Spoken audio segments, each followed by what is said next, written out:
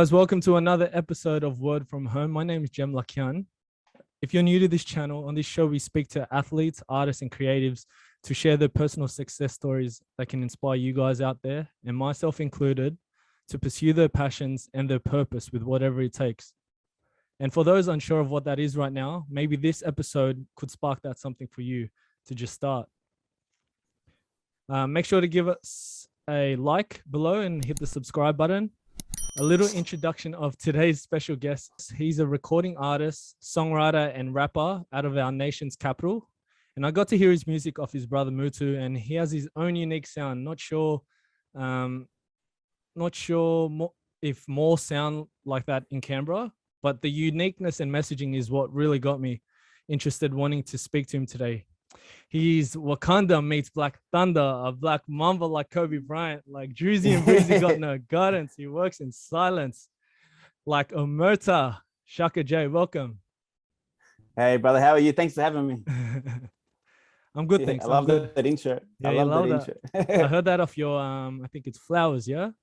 Your song Flowers? Yeah. What inspired you to write that song? I think that song, it was like my first kind of, I'd say biggest single, where I went and got like a really dope videographer to film a film clip. I made sure that the beat was on point. And I think for me, as someone who's been in the game, but I took a big break. So I started rapping like 16, took it pretty serious in my early 20s. Then I had a massive break where I was just in a different season of life, you could say, focusing on family. I got married 25 and just had other things work, but I felt, very young. And I felt like as I just got into my early 30s and I'm mid 30s now, there was something missing, like a void in my life. And when I started writing again, that filled that void. And it was like it was that spark that got me going on this journey. Yeah. So, it's nice to finally meet you. Thanks for taking your time. First and foremost, how are you been with lockdown and how's your family been doing? Yeah, pretty good. I think I think most of Australia, like you're getting over the same routine. But at the same time, it's also a blessing to be able to hang out with the family more. It's just a big juggle. So I work full time as a youth worker as well in schools. And so I split up my day. In the morning, I do my oldest son's work. And then from about 9 to 11, and then from 12 to 2:30, I get on and I chat with students and try to support them as best as I can. But it's not the same without face-to-face. For sure. Yeah, being there in person. I saw that on your social media that you had a workshop coming up, right? Yeah. Can you speak more about that? Yeah, so my friend KG, who's the other artist that's going to be running it with me, he asked me about, I think it was about a month ago, and said that the ANU School of Music were interested in us coming along and just, I guess, showing how we create. So it's pretty cool. It's open from the ages 12 to 17, so that real young market. And I guess if I can plant one little seed of creativity for those kids to kind of latch onto it and take it upon themselves to chase whatever they want to do. So I look forward to it. It'll be interesting. What type of workshop is it? It's going to be a songwriter's workshop. So, which is an interesting thing to kind of workshop, I feel, because I think creativity is so subjective and there's no like perfect right formula to creativity. I feel like you can have a real structured way or a really kind of flow state way of creating. It doesn't matter. I think it's in the end, it's the outcome of what the actual product and what you're producing in the end. So I think I'll just share it from my perspective and what I do. And hopefully a few people can relate to that and others won't. And that's all right too. For sure. But you never know who you inspire to be able to chase, like you were saying, to spark, just like Tupac said, you might spark that one person that might be able to be the next thing. You never know. Yeah, that's so it, I love man. what you're doing. Awesome. Thanks, bro. Yeah, I look forward to it. It'll be a different platform and a different kind of avenue for me to take. So hopefully I can do more. Yeah. Tell us a little bit about yourself. Where'd you grow up? I know your brother Mutsu from work. Tell us a bit about you guys. So yeah, we we were born in Canberra, so I was born Mhm. at Old Canberra Hospital. Obviously, my older brother moved to he's Oh, two and he's a half years older. older than me. Yeah, and we grew up on the north side of Canberra, and then we moved when I was in year 3 to the south side, Mhm. um, and from there we did like it was the mum, it was mum, me and my brother the whole way really, and yeah, just going to school, playing sport, all the different experiences. So definitely Canberra, born Yeah, and what's raised. yeah. What's it like out in Canberra? So when you say north side to south side, is there any much difference, or is there like, Not a really. specific area in Canberra? Yeah. You know how like out Yeah, here, it's Western it's Sydney is a bit different to, it's Mm. yeah, no, it's like in general, I'd say all the sides of Canberra are pretty similar. Yeah, I think we moved there to start like at a new school Mhm. in that area that was better than the one that we're at, and from there we just kind of grew into um, sports and the love of the arts. So we actually, I think we got started in the arts because my brother was into dance. You should bring Mhm. it up with the next time you chat. He used What to kind of like push dance? the couches to the side, hip hop, Hip hop. and Okay. he'd push the couches to the side. Him and some of the boys would start making up routines, and so that was my kind of intro, because Yeah. I think the early rappers like your MC Hammers, they could rap and dance. Yeah, for So sure. yeah, it was kind of inspiring. And then from there, I kind of transitioned into music later on as I Mm. got older. And I want to know the boys that you grew up with or your friends, what kind of like what was their nationalities? Were you all different? Was it diverse? Yeah, pretty diverse. So yeah, we had other like some of the boys are from South Africa, Well, and mhm. and and other parts of Africa like Ghana, Nigeria, Tanzania, and we had um yeah, Filipino, Oh, there are Aussie. Filipinos out there. Yep, Oh, I yeah, didn't know. man, yeah, yeah. A lot of Filipinos Mm, here in Canberra, and yeah, so very diverse background, man. Like a melting pot, which I love, because you get to yeah. learn about different cultures, and that's a good thing. It's always Mhm. good when you're learning. Yeah, for sure. Um, I grew up in Western Sydney, or I live in Western Sydney still. So everyone I'm friends with is everything, and I love it. I wouldn't want it any other way. Being able to go out to my Chilean best friend's house and have South American food. I love being able to go to my fob friend, like not fob, but like Pacific Islander friends' places Yeah, and get their feeds, and like my Vietnamese friends. I love being able to grow up in Western Sydney, and I just feel like I'm part of not just Australia, Australia really is. And when you go yeah, overseas, you're not shocked by it when you go to a different country because different things about yeah. it growing up. You know what I mean? That's a blessing, man. As you said, I Blessing. think, yeah. I was when you said Chilean, it brought back memories. Me and my brother would always go to, we had family friends that were Chilean, and we always Mhm. celebrated their Christmas the midnight before. Yeah, that's And it what was we like do. this huge party, and you just a lot of food Uh-huh. and eat, and people dancing, having fun. And then at midnight, you'd open the presents. So in a sense, we kind of had two Christmases, because at midnight we'd open presents, and then we'd come home, wake up the next morning. It was like, this is the, Yeah. That's what I mean. I wouldn't change that for the world because nah, you get to experience all these different things or everyone else's culture. 100%, man. It's good. Oh yeah. So yeah, I think early, when like I was probably in primary school, living on the north side, it wasn't as diverse. But as I grew up, especially by the time I hit high school, yeah, like the school was a melting pot of different cultures and different groups, but we all kind of just blended, man. Yeah, that's It was cool. cool. Yeah, I loved it. So when you were saying that uh you and your brother or like you guys were getting into dance and such, Yeah. yeah. Um and then obviously when you get into dance and hip hop dancing, the music behind it, what was the type of like what was it that actually drove your passion into music when you were younger? Yeah, interesting. So I think it kind of coincided with my dancing, but I never expressed it. So I always loved the music, but I Mm, never like opened my mind to the possibility of, can I do this? yeah. But talking about my Chilean friends, it was funny. They used to make cassette tapes. So we're going back, cassette tapes. And I'll never forget when they made me a cassette tape of West Side Connection, Mm, Bow Down. And man, that blew my mind. And then they had that and Cypress Hill. Yep. And I remember listening to both, and I was blown away, especially as a young kid with your Walkman. This is like The next level. Walkman, yeah. But yeah, 100%. Like, pressing that rewind, like it's not like today. So but yeah, I think I was always enamored with it, and then later on at 16, I started getting into music by simply trying. It's the first bars that you write, the first time that you actually download an instrumental, and write, and the feeling of like, man, I've completed something. And not that something for the first 10 was good. It's not about that. But it's about like, I enjoy this enough to keep at it.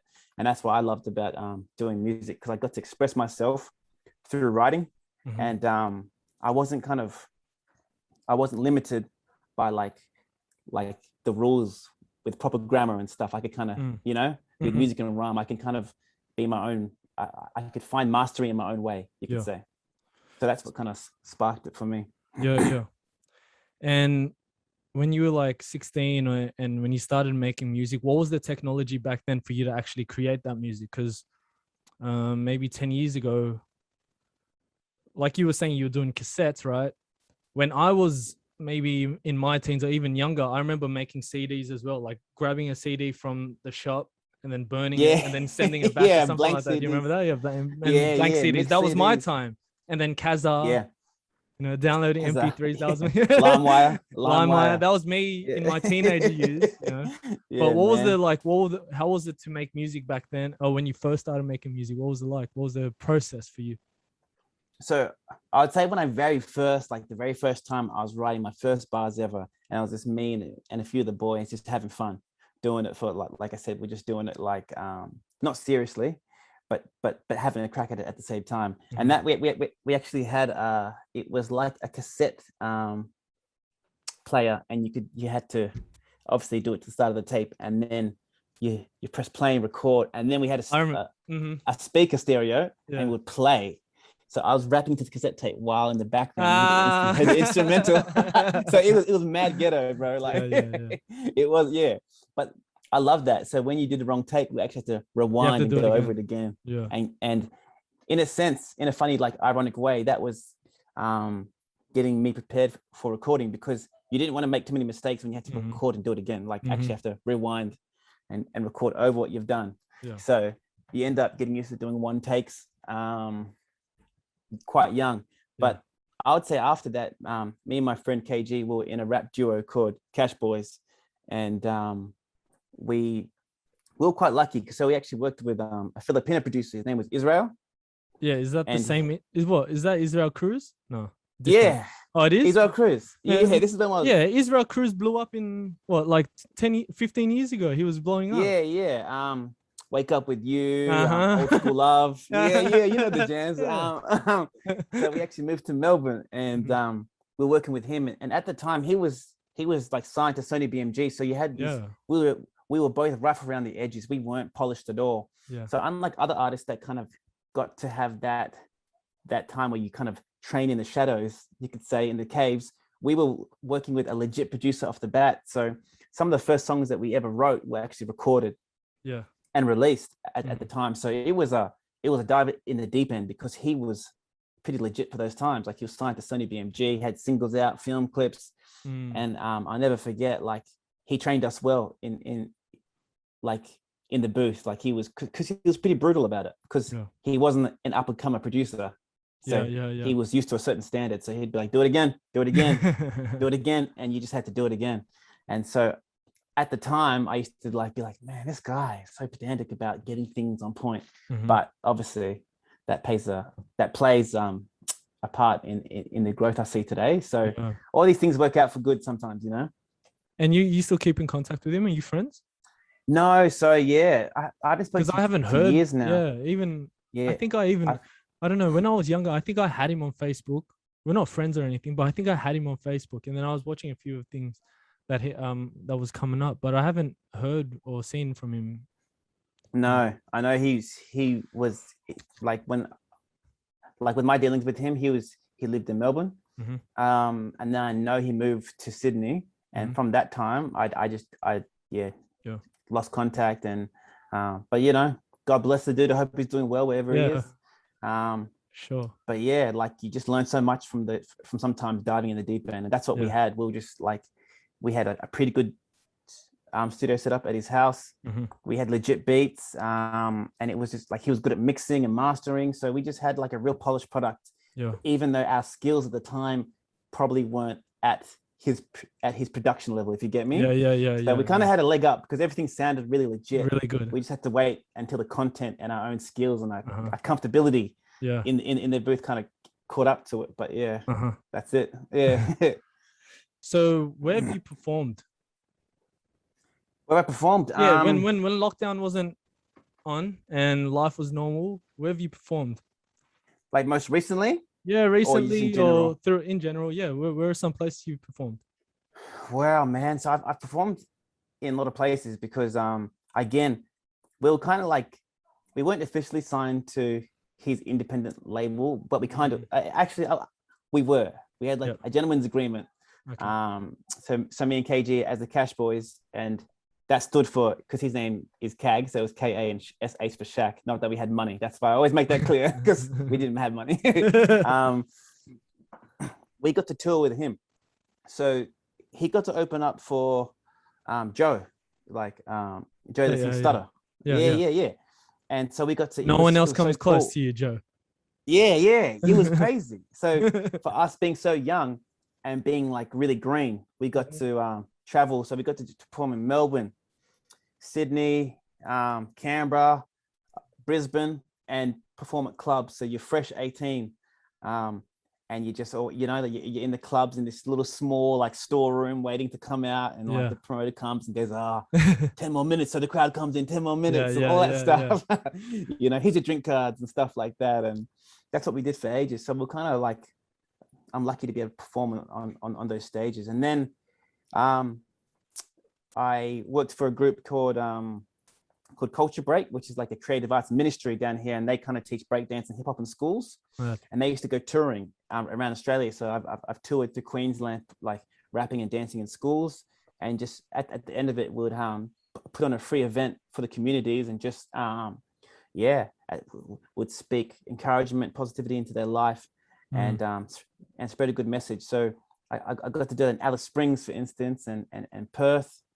So and then you've been everywhere around Australia. That's cool. Yeah, it's been cool. And then what was it also I'm very curious, what was it like in Alice Springs? Because I feel like a lot of R&B artists or hip-hop artists that come from the US, or even the ones that from here, they all go to Alice Springs to perform. Is there there's something different out there that you guys well, it's interesting because we didn't at the time I performed at Alice Springs, that wasn't for like more commercial purposes in a sense. That was more for the community. So it was really cool to work with some of the indigenous communities out there, and would run like dance workshops. And then we did perform at, I think it was called the Araluen Theatre out there, and we put on a free event again.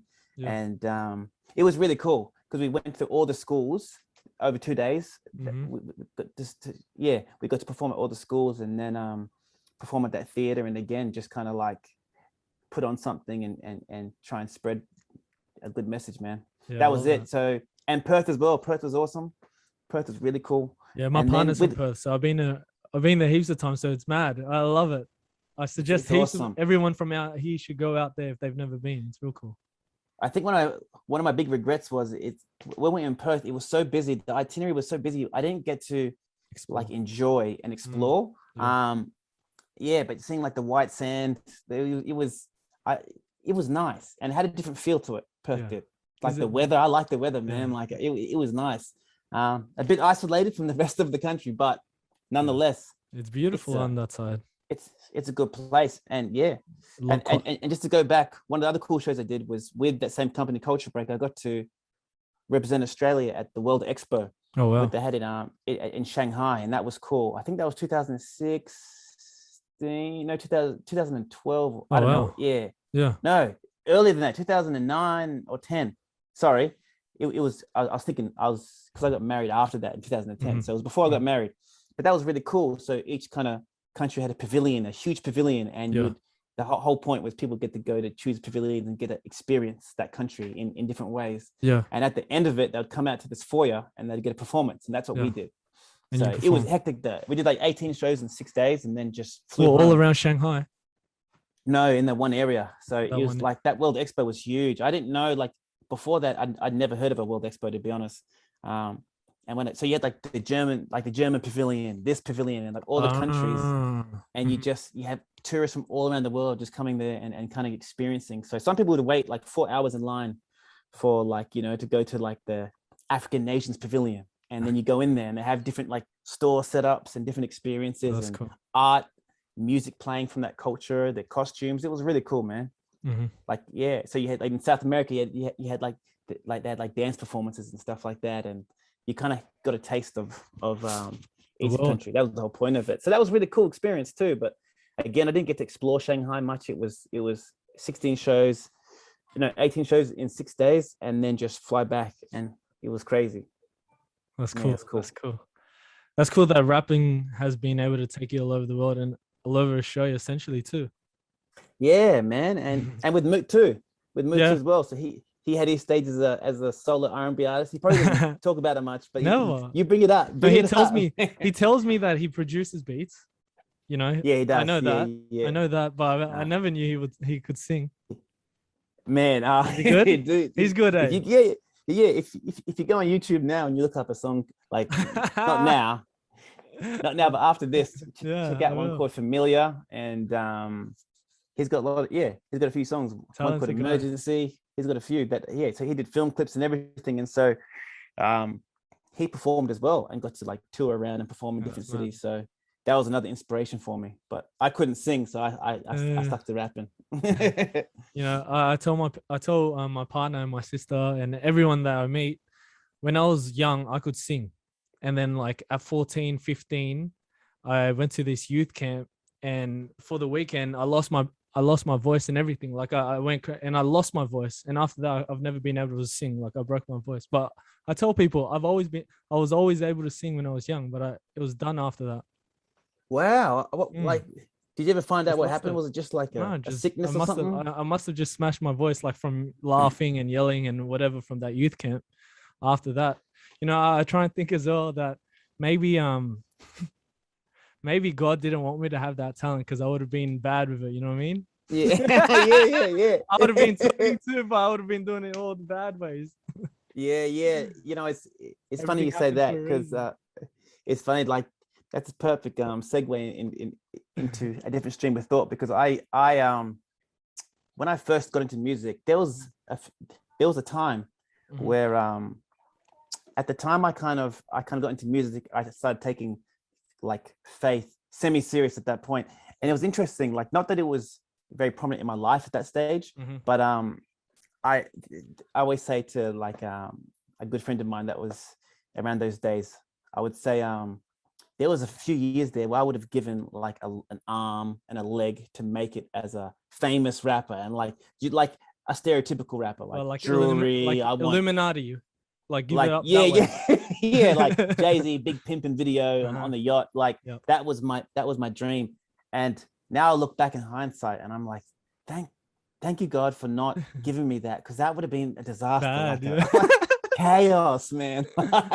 And so it's now that I don't have that like as the treasure in my heart to attain. Now it's funny, like I'm so much more at peace with doing music now for like a better reason than just to be like, look at me. Purpose. Yeah. I try and think if I was No, you go, sorry. No, I was just gonna say I probably would have been at festivals, and I would have had my own guitar and just been singing in the corner there while girls would come up. Yeah. Dude, the acoustic guitar, man. That coming, bro. Just serenade these girls. But that wasn't in God's plan. So you gotta let go and let God. Yeah, and that's what I feel. That time that I had off was that I was kind of like, married at 25 and just like getting into working the career as a youth worker and just all these different things. That's cool. I just had a different focus, and it just wasn't with music for a good reason. And I feel that was a training ground. I feel, you know what I mean? I think if earlier or during that time period I had a sniff of success in music, I just think it would have railroaded me, because I know my character and I'm honest with myself. But it's cool that it's cool that you're still doing music and it's for a different purpose anyway, you know. Even Yeah. some people, when they get into something, you know, or some people that are starting, and then, you know, when, say, like right now, for me, in instance, I'm doing these podcasts right now and it's getting 1,000 views here, 8,000 views here, 100 views sometimes, you That's know what I mean? awesome, Like, man. Yeah, you know, yeah. like 100 views, like, and sometimes some people that would deflate them, but I'm seeing it as more, you know, I'm enjoying what I'm doing. I'm enjoying meeting new people like you that are passionate Yeah, about yeah. the things that they love. They love music and they're just going for it, you know.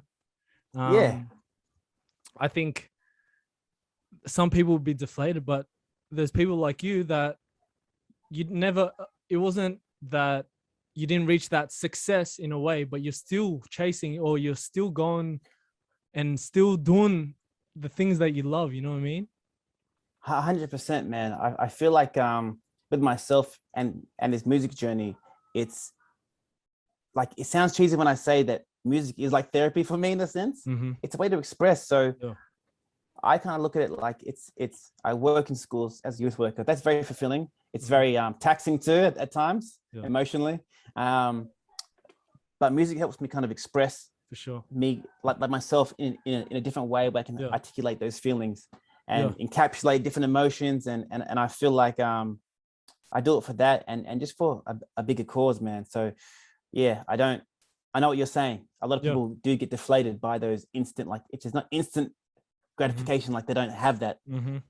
They get deflated. But yeah, whether my song gets, I was, put it this way, I put up a post about my debut album, Ragged Saint, and I remember saying to my wife, I would be genuinely happy if like 500 or 1,000 people just heard this whole album. It's like 16 songs and whatever. And so whether it's 10 streams to whatever, like 10,000, it's to me, it's just whatever. Like it's more than that. And that's why I'm so at peace with doing music now. Whereas I think before, when I was younger, in my early 20s, when I wanted the Big Pimpin' video, yeah, I was just in it for the wrong reason. And yeah, like the spirit behind it was wrong. It was, I want to make it so I can show people that, like, that didn't believe in me. It was like a negative energy driving it. Yeah. And I'm so, that's why I'm genuinely thankful that, yeah, God was like, nah. Yeah, but you, like, in that way I can see, but you're doing these workshops now, you're working with the Exactly youth, right. telling them, Yeah. you're inspiring them to be able to do whatever they want to do as well. So And what you're doing is the expression that you're saying is able to, like, go into yeah, these. and just have deeper meaning, because we all know, like, I love hip hop and rap, but like yeah, I feel like when I put out music, it's different lane. Now I have elements of other lanes, but it's different. Like, not everyone can be a gangster rapper, you know. So like, you need people to kind of have different expressions, different ways, and I feel like I fit that market. So Yeah, and it's being you, and your what do you call it, your type of sound is what are those rappers called? Like a conscious rapper, you know. You speak of the things that you go through and yeah, what you're experiencing. 100%. Yeah. What, speaking of expression, what's your thoughts on today's Australian hip hop scene? What do you love? Like, what do you like about it, or what do you think about it? I've got like a real gray area about it. Like I feel like, in one sense, I really love that it's becoming more prominent Yep. in a global market, because I feel like we have a lot of talent here. I liked it from, like, your artists, like the Aussie hip hop, like your Spit Syndicates and Bliss and Essos, like Ice, like some of their songs, and I like it to some of the stuff now, like, that's more modern, it's a bit more diverse. I think it took a while for us to kind of have representation from diverse backgrounds in the Aussie scene for a while. Yeah. So I'm glad that's happening. And I like the overall production and just the overall skill level. Then on the other side, there's like some of the messaging in it is it can be negative, you know what I mean? So I kind of hold things in tension. So there's certain songs, but I'll be like, I can see that lyrically I like it. I can see that you're great songwriters, the way you express it, the beat's awesome. Your cadence and flow that you use, I love it. Your punchlines, all that stuff's great. but I might not necessarily agree with like shanking someone, for instance. Yeah, You know what I mean? yeah. Like it's like that. It's like I can hold those two things into tension. I don't have to throw it all out. For sure. So overall, I think I really like where the Oz scene is, and I think it's only going to get bigger and better. And there'll be different people from all different kind of lanes coming out. So there's still so much more space for different types of rappers to come out and express themselves. So I'm just waiting for that to happen, man. But at the moment, I think it's in a healthy place, and there's a lot of artists out there killing it. You know, I think that's what hip hop's all about. Like expression. Ever since the dawn of time, when it first happened, they were just expressing whatever was happening in the hoods or in for us in our areas, and they're able to say what's what's happening and everything that they'd like to express. But I too agree that the violence is kind of, we grew up. Well, I'm late 20s now. You're mid 30s, but I grew up with like some of the boys, but we didn't have that type of rap that was going out there. But if you see TikTok now or on YouTube, it's everywhere, and their posts, bro, they've got the kids in high school. A lot of the kids that are growing up look up to these guys, and they've got them on a string. Yeah. But like if they're saying their messaging is saying shank and this, that, it's going to, even some of these kids these kids are kind of lost in that way. They need someone to look up to. But then if you're going to tell them, like, if you blah blah blah, shank them if you're not feeling some type of way about him, you can see what's been happening. There was a shanking, there was one like 2 weeks ago. I look at it and I go, man, it's not good. Not just not good, it's but sad, man. I was reading some of the comments on TikTok, and some of the comments were like, let's smoke this person's pack, the person that passed away. Yeah, gosh, man. And I was like, a kid who was 18, which is literally 10 years younger than me, so has passed away in this life, and people are still making, like, you know what I mean? Like it's not even insensitive. I know at a young age, you don't really think about some people don't really think about their future. Like, you got so many years to come. Like, we're still, even me at 28, I feel like I've got a long way to go. You know what I mean? Like, I'm just starting, man. And these guys are just about to start life. Finish high school. And that's sad, man. That's so sad. And rest in peace to that young fella. It's it's horrible. You know what's even crazier? Out here, it's about postcodes. They are doing. Yeah, I know. Yeah, they are doing what's happening. Like, you're a few kilometers away, and that's enough reason to kind of possibly lose young souls on the streets. It's sad, man. There's more to life. There's more to life. And you know what? Like, when you guys grow up a little bit, maybe even 3 years from now, 4 years from now, these friends of yours that you're hanging out with, a lot of them, you're not going to be friends with them no more, because you're going to be doing things in your life. You know what I mean? You'll be 100%. You'll be doing new things. You'll be experiencing new friends and new things, and you'll grow, and life is just beginning. And for you guys to just be, out there and, having fights and putting yourselves in trouble just because, you guys are still young, it's crazy. There's more. There's so much more. I think I think it's easy to get caught up in the hype and the fascination around certain like lifestyles, but it hits different, because that kind of stuff, it actually goes down. As you said, someone has lost their life. It's real. And I think it's real. When you're young, like especially like young dudes, I have to say, there's a few years where the air of invincibility can come across. Like, you just feel like you're fresh at 18, you hit the clubs, and you think you're the man and that no one's going to test you, and you're just in it for a surprise, a world of surprise. People will test you, and you won't like when they test you. So I always, my whole point and philosophy is avoid that from the start. If you can avoid it from the start, man, that's the way to go. Because once you're in it, it'll be hard to get out. And two, those that you've hurt while in it don't necessarily have a timeline on you getting out. It's not like, if you change your life around, that's hey, God bless you, that's great. But the person that you beat up a year ago might be like, it's still fair game. Yeah. You know what I mean? Yeah. So maybe you change your life and you get out, and then you're, you know, like you're in the mall or you're shopping with your missus or something like that, and then you get rolled up on. There is no, hey, I'm changed. It's like you don't get to kind of dictate that now. Once you've kind of sowed that seed. Yeah. And it's not really being about like who's tough or I'm not going to be a bitch and blah, blah, blah. And one little mistake is going to change the pathway of your life. You don't want to have to deal with that. Life's hard as it is when everything's good. You know what I mean? Like when life is hard as it is, life is hard as it is when everything's good and you're doing good things. You don't want to add more by getting into that kind of thing. Who would you say has influenced you as an artist? Who as an artist has? Yeah, I would say, I have to say definitely Lupe Fiasco was huge. Okay. Lupe Fiasco was huge. Yep. And J. Cole too. See, I had it in my head. I go, whenever I listen to your music, I'm like, 100% he is a J. Cole fan. I can hear. I love J. Cole. Yeah. Oh, me too, bro. And I feel like certain styles just like naturally you kind of orb towards. So I've always loved Kendrick, for instance. I love Kendrick, but I love Kendrick, but for some reason, what J. Cole, what he raps about and the way he does it, it just connects with me better. It just does. And so like, whereas I have some people like, I swear Kader.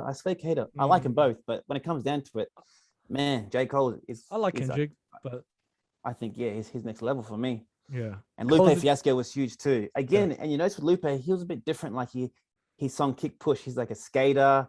He's nerdy. He loves martial arts. He loves anime. These are things I love. So I love all those things. I love martial arts. I love anime. I love when you see Lupe Fiasco training with his wooden sword in his Instagram. I love all that stuff. And so it was just kind of showing that, kind of like when Kanye West was first in the scene. What I liked about Kanye back then was that when he wore the backpack and he dressed differently, he didn't have a tough persona, you know?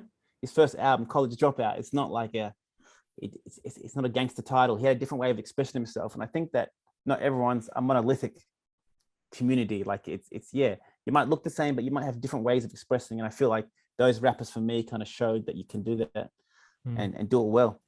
Yeah. And they in regards to J. Cole, man, some of his albums are like the soundtrack of my growing up, especially Forest Hills Drive. Forest Hills Drive, bro. That's a classic to me. Good. It really is. I think I really like Born Sinner too. I think Born Sinner had probably like too many songs to be considered a classic. But if you took away a few songs, I love Born Sinner. It would be a classic. Yeah, those are my two favorites of J. Cole. And that title song, Born Sinner, from that album, I love that song. When the choir comes in at the end, man. I liked KOD. I thought there's some good songs there. I'm a fan, man. So I haven't come across a J. Cole project that I didn't like. Even For Your Eyes Only, I liked For Your Eyes Only. Yeah, me too. Yeah, me too. And some people were a bit skeptical of For Your Eyes Only. No, I love For Your Eyes Only. The storytelling, it was beautiful, man. The concept album. So, yeah, I like that he's not on social media as much. He's a bit of an enigma. Yeah, I like him. I love these guys. They're just being themselves, you know. Yep. Who's your Mount Rushmore of rappers / hip hop artists? So you got 4. You got to pick. So I know you got J. Cole and Lupe. So that's it. Yeah, and so you can only have 4. Yeah, and you got only 2 more. Man, when you say it like that, I'm just gonna have to go in there. I've got a New York bias a little bit when it comes to rap. You know, not basketball. Hell no. Love the Jersey Lake Show. Yeah. I'm gonna say Nas and Jay-Z because I've loved like both their first albums. Reasonable Doubt and Illmatic are both classics. Nas is just so poetical. He's just a legend, a real wordsmith. And Jay-Z, his first few albums were very like super lyrical, and then when he kind of branched out, and as he says in what's the song? Is it Public Service? No, Moment of Clarity, where he says, I dumb down for my audience to double my dollars. You know, they criticized me for get the Oya holla. I love that because like he's actually admitting to you. And he said, truthfully, I could rap like Talib Kweli and Common and I sold 10 mil. I haven't been rum since Common since. Like I love that he's kind of admitting that, and I think that he's done a good job of adapting to the times. So as he like, I like that his last album 444, it was some grown man kind of shit. You know what I mean? He was teaching grown man shit. Yeah, educational. He's putting you on game. And if he had come out like with some, it's like old school Jay-Z stuff, painting. He goes, yeah, I bought painting. I bought it for 2 million. I love that. Next talking year, about like 4 million. Yeah. He's spitting game, man. Yeah, talking about like certain free investments knowledge and stuff. Yeah, and I think that's cool, because if he had in that time, if he had in that time came out with stuff that was like young, rich, I'm on like I'm on a private jet kind of stuff. You're like, I've heard that before. We've heard it. So it was kind of he kind of adapted to his age and time. And I think that's something cool as an artist. I'm looking forward to doing that. There'll come a time where I'll have more convictions and I won't want to come across a certain way. So yeah, I loved 444, and I also love Nas's new album. I was just telling my mate, his new album, he was able to, when you talk about adapting, he was able to adapt himself into today's rap, and he did it seamlessly without sounding like he was trying too hard to be like these guys today. He was kind of like doing a play on them at the same time. He wasn't like belittling them, but he still made it sound so Nas, but for today. Yeah, because obviously the beats were different, but I was listening to it, I go, wow, this might be the best old school rapper that's done a album since 444. Yeah, that's hard to argue with, man, because I feel like one knock that Nas had at a certain point in his career is it's never his lyrical ability. That's gonna be always good, but it was his beat choices. Yeah. And I feel like Jay-Z always worked with like your Timbalands, Neptunes. He kind of was he chose his beats well. Yeah. I think Nas always had like a good message, a good skill, but some of the beats, like the canvas he was painting on, some of them were a bit questionable. And I think the last few albums, King's Disease 1 and 2, he's, as you said, he's kind of going, okay, I'm going to work with, I'm pretty sure it's Hitmaker. Yeah, Hitmaker was a lot of it. You could hear the sound of today. It was nice. Epic, man. I loved it. And you're right, because his skills, it's going to adapt and transfer. And the truth is, he'll do it better than others. It's kind of like when J. Cole, on his most recent album, The Off Season, when he kind of does that thing, he's singing with the auto tune and stuff, he can do it better because he's just a better artist. His pen's better in general. So when he jumps on your beat and adapts to the kind of current style, when he wants to do it, he can do it, and he does it like at a next level. Yeah. It's awesome, bro. I want to ask, so you've got J. Cole, Lupe Fiasco, Jay-Z, and Nas. Yeah. Solid. Mine would be more Park. Yeah, I mean, J. Cole. Yeah. Love Drake. Yeah, I don't know if you're a Drake fan, but I love Drake and what he's meant to hip hop the past decade now, 3, and it's either Big Sean or I love Big Sean. Big Sean goes. I like Big Sean is I feel he gets slept on a bit. Yeah. In terms of like whenever you hear conversations, it's always Kendrick, Drizzy, J. Cole. And I'm like, Big Sean, he's like teetering on the edge of just being in that kind of mix. So that's my like kind Big of Sean, man. I'm trying to think. I'm pretty sure I've said this on a podcast before who my Mount Rushmore was, but definitely Park at number 1. So you can't. That's my one. Hey, what I did like Biggie too. I mean, Biggie, I know. I love Park because he meant more for, he was timeless in his own way. In his own way. He was timeless. You can I listened to him yesterday. I have like a Tupac Thursday, and I'll go for runs listening to Tupac. And that's all. Yeah, what he says still means relevant. 21 years, no, maybe even more now. 25 years since he passed away. Yeah. And he's timeless. And I watch his interviews. I've watched them countlessly, and the things he says, like things on his about religion and his faith, like it resonates with what I believe in, as in, you know, I was born and raised a Catholic, but at times you have to think, why is it that there's all these poor people on the streets of New York, or say in the streets of Sydney, but then we have these big cathedrals out in the city? Why can't they house them? Like, why do we need big gold ceilings to pray to our God? Why do I need to go into church to pray to my God when I can pray to him right now? And it's between me and him, you know? Our faith is between me and him, and it doesn't have to be these big multi-million-dollar churches that we have to be in, while there are people starving and people are starving and need shelter. And you don't have to. I think when you're praying to you know, to God, it doesn't need to be through another human either. You see, so I feel like and there's definitely questions around, like, where are you, I gotta be careful here, but where's your heart, as you said? Because if you're seeing obvious need and there's a solution to it, but you know, there's a lot of money being put into different things, as you said, stuff that is not necessary.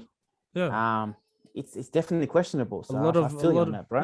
A lot of religion is political. Religion is man-made compared to. So when people ask me if I'm religious, I'm not really religious, but I have a strong faith in God. I believe God is there and Jesus, and I believe that everything, if you do good in this world, you will be blessed. If you do bad, things may happen to you. So that's what I believe in. And that's the thing. I think everyone has their own personal I think faith's one of those things. It's very personal. Personal. A lot of people have different worldviews and different thoughts and philosophies.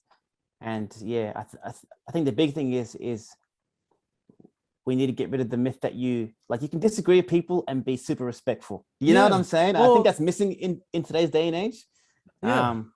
So when I say, like, when I personally say religion's man-made, I'm saying it in the way that everyone has their own beliefs. Everyone's different, right? I have friends that are Muslim. I have friends that are Sikh. I have friends that are this and that. Just because they believe that and I believe this doesn't mean they're wrong and I'm right.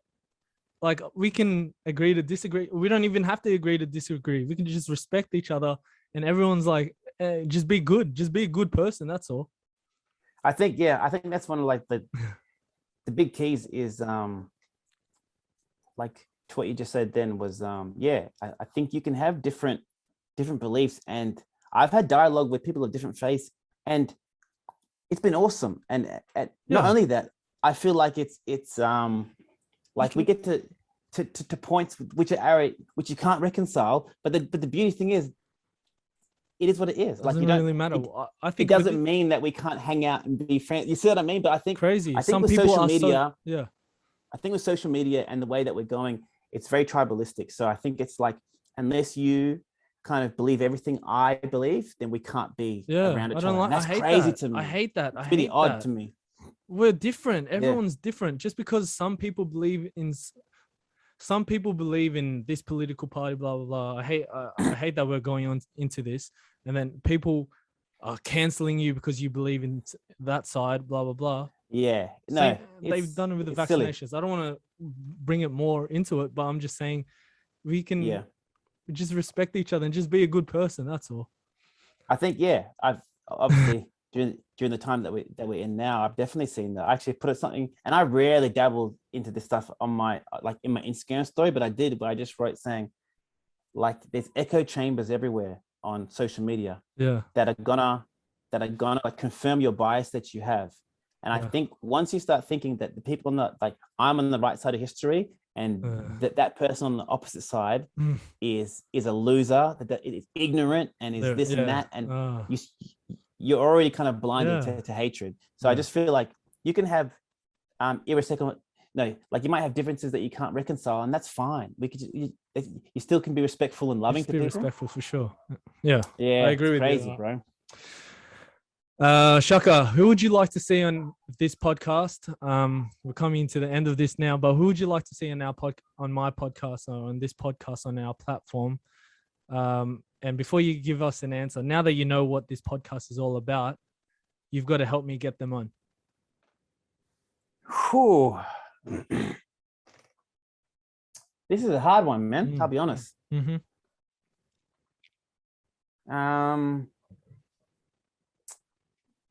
You know who I love MMA fighters, and I think someone that I think is an inspirational figure because of his humility is Rob Whittaker, man. I need to get Rob on. You know Rob? Rob's awesome. No, I don't at all. I wish I did, bro, but I just think he's awesome, and I know that he does stuff like do jiu-jitsu in the community too that helps out people, and I just think that's awesome, like using martial arts to bring. I didn't even think of that. I need to get Rob on. Yeah, put this out there. I'm gonna put this out there on a little clip. We're gonna get Rob on. Yeah, man, get him on. I think he's mad inspirational, and he's a hell of a fighter too. So he's What do you think? What do you think? Speaking of MMA, before we finish and wrap it all up. Yeah. Speaking of MMA, what are your thoughts on Jon Jones? All right, bro. Hey, look. Before you start, I'm gonna say he's my all-time favorite fighter. Yeah. UFC fighter since since high school, and that's like 11 years ago now. But you can continue on the rest of it. Yeah, and I will. I just want to add on to what you said then, because you emphasize fighter, and I think that's the thing. I think you can objectively like someone's skill in something. I can be like, this basketball player is the most amazing athlete, great shooting, great defense on both ends of the game, yada yada yada. But maybe their character outside of it is something that I wouldn't vibe with, and that's okay. Because when you're watching sport, as you know, like, yes, obviously, it's in an ideal world you want to be inspiring and awesome as a well-rounded human being. But I think sometimes the media does put the craziness on like athletes to be like, to always be at a level where we worship. So godlike, and you know they're gonna fail. They're gonna fail at times, and you don't want it to kind of set you off the railroad because you're so attached to them. What was the question? Sorry, I got Jones. Lost that. Jon Jones. So I think Jon Jones is one of the most talented MMA fighters in the universe. I think, you know, when he became the youngest champ and he destroyed Shogun. One of my good mates loves Shogun. He was just devastated. He then choked out my favorite fighter of all time, Lyoto Machida. I thought he killed him. The way he dropped like a sack of potatoes, bro. I'll never forget it. It's like etched in my brain. Such a young talent. Everyone. We can keep going down the list. You can go down the list of killers. And he's fought the death row of fighters, like all the famous. And he's finished people. He's submitted black belts. He's ground and pounded really strong, like wrestling based fighters. He is a legit talent. Unfortunately, the character, man, and the demons that he's facing is something that you can't sweep under the rug, you know, heaps. Just because, like, I was actually chatting to my brother about it, and he used to be a big Jones fan. Like, he was the dude before, like when he was about to fight Ryan Bader, for instance. Moot was a dude going, he's gonna run to this dude. And I was going, I don't know, Ryan Bader's a pretty good wrestler, you know what I mean? I was that guy. Like, I gotta see it. And we're just chatting about it's just disappointing, man, because I feel like for someone that's so blessed with talent, and someone who's like such a next level athlete in his sphere, I just feel like your avoidable decisions outside of the cage, it's just disappointing, man. So that's how I genuinely feel about him at the moment. It's just disappointing to see such a rise and fall, and someone who's talented, and I'm sure like has done in the past and can do still a lot of good, but just keeps on making bad decisions. Like and the most recent one is it's just not a good look. Disgusting, bro. I'm a fan. That's the word. It's disgusting. I'm a fan. I think it's a blessing and a curse, something that we'll never be able to really understand what he goes through. As in, he's got the highest of highs, but I think his mind ticks a different way to how you and I are. Like, our minds are nothing to his, in a way. Man, no one can beat me in the cage, right? No one can beat me. I'm undefeated, and no one can beat me in the cage. And he's never had any repercussions for what he's done outside of the cage too. Yeah. So Yeah. he Yeah. must think in his mind like, I am unstoppable. I'll do whatever I want. And he can't handle his drink as well. I love No. him. I love him. Like, he's my favorite UFC fighter. But you see this, you're like, okay, he's not my GOAT. You know, like, he's my Yeah. favorite, as in Yeah. he's Yeah. my Yeah. favorite fighter, as in skills wise and in the cage, he's the best. But he's not my GOAT. My GOATs show like integrity. They show Yeah. you know, they're inspirational. They're good in the community. Like, my favorite basketballer is right there at the back, Kobe, and then Manny Pacquiao. Like, they inspire millions around the world to do good, Bro. right? Yeah. Real talk. And then there's Jon Jones, and I can't just be like, I'm sure he's helped a lot of people in his community as well, but when he gets on the drink or whatever he does, the extracurriculars, Yeah. Yeah, bro. it's And it's like, we're not talking small things either. This is like, like I'm talking like, yeah, like when you're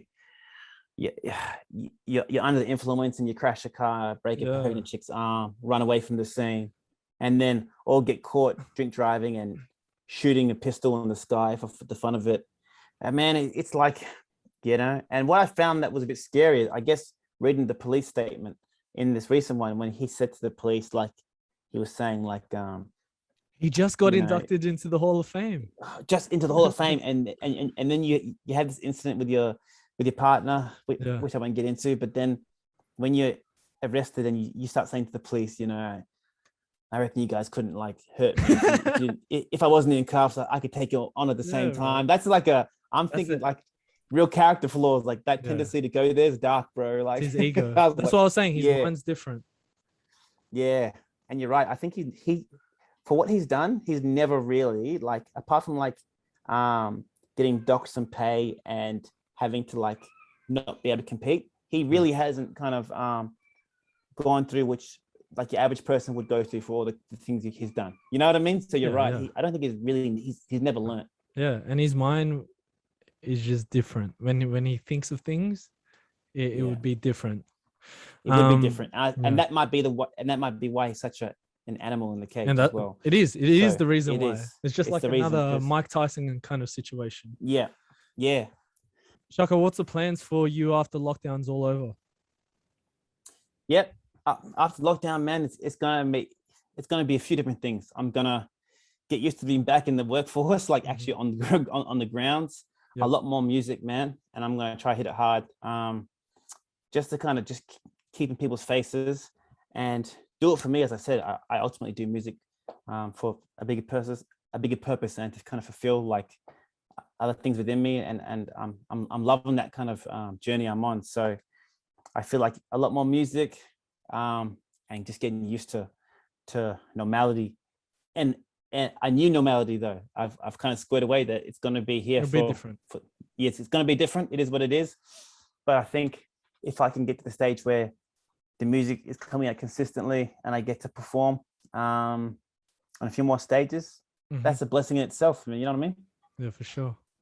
That's the plan. Hey, I want to give you your flowers while you're still here, just like your song. Everyone check out his song Flowers on YouTube and on Spotify. My G. At the same, I want to give you flowers while you're here. I want to really say thank you for sharing your story with our platform, and also for being an inspiration to all these kids that you help out on the daily. And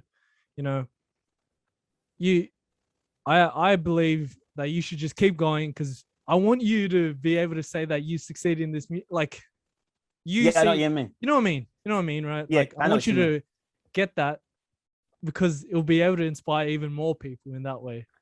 Yeah, you bring value, bro. You bring value, and I say it like I don't want to be just talking to anybody. Do you get what I mean? I don't like talking to just anybody. But, I like seeing people that are really passionate about what they do, and they inspire me as well to do the things that I want to do and pursue. So I'm just saying, I want to just keep going, because I want to see that. I want to see that track. I want to be there. And I do want to be able to meet you in person as well. I wish we could have done this in person, but Yeah. Oh man, anytime. Like when stuff kind of like when the borders open up, man, and I go to visit Mutulesa and the Yeah, young one, you know, we'll kick it for it'll be sure. nice. We'll Yeah, I kick it want to for kick it. But sure. And thanks for those words, man. I really appreciate it. And I want to say too, I think what you're doing is awesome, dude. And I think, as you said, the heart behind it to spark hope and encouragement into the next generation, dude, is it's awesome. It's next level stuff. mhm.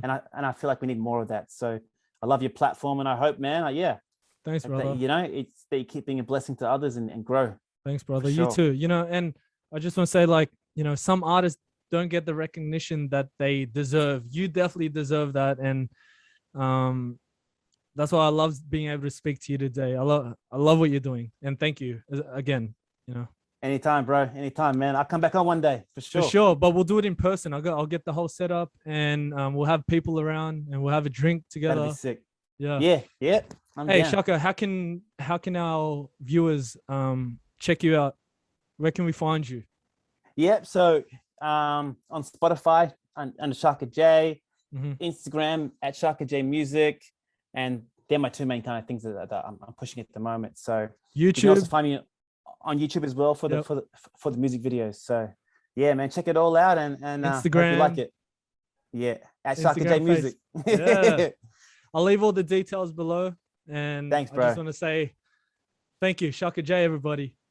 Thank you, man. God bless you, brother. Thanks, bro. You guys are new here to this channel, make sure to subscribe if you haven't already.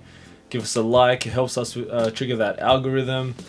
Follow us on Instagram, TikTok, Facebook, LinkedIn. Try and get that content out. Let's see who's next. This episode wouldn't have been possible without cyber1systems.com.au. I'll leave all the details around here down below. I'll leave a link as well. If you guys in Sydney or Australia wide need help with IT services, get in contact with them. They built me a computer so that I'm able to edit all our content efficiently. If you need help with like web platforms or creating an app or developing something for your brand, yeah, definitely get in contact with them. See you next time.